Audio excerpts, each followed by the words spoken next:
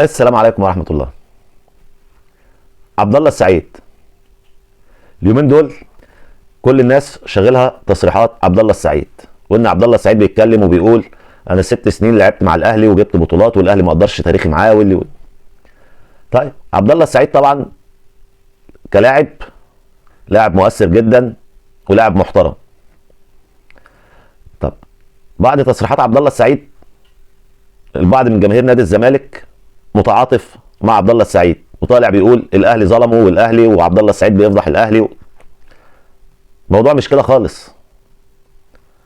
يعني انا بستغرب من جماهير الزمالك اللي متعاطفه واعلام الزمالك اللي متعاطف مع عبد الله السعيد وكله طالع بيهاجم الاهلي.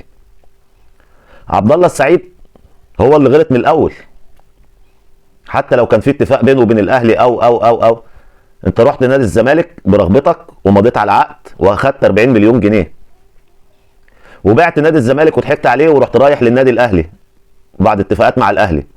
ما تجيش النهارده وتلوم على النادي الاهلي اللي بيعمله معاك، ما هو اللي بيعمله معاك ناتج عن اللي انت عملته مع الزمالك. ما هو كما تدين تدان. كل لاعب بيغلط في حق نادي او بيضحك على نادي وبيمشي بيجي عليه وقت وهو اللي بيتعب، وشفنا امثله كتير واخرهم كان محمود كهربا. عبد الله السعيد مش مظلوم، يعني المفروض ما حدش يتعاطف مع عبد الله السعيد، لان عبد الله السعيد هو اللي اهان نادي الزمالك وهو اللي اهان نادي الاهلي بعد كده. الناس كلها باصه ان الاهلي عمل مع عبد الله السعيد عبد الله السعيد عمل ايه للاهلي؟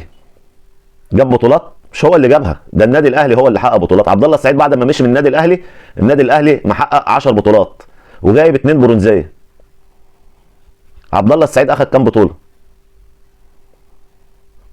وانتوا كنتوا مستنيين بعد عبد الله السعيد ما يبيع النادي الزمالك عشان خاطر فلوس للنادي الاهلي هيجي دلوقتي الاهلي هيشتريه؟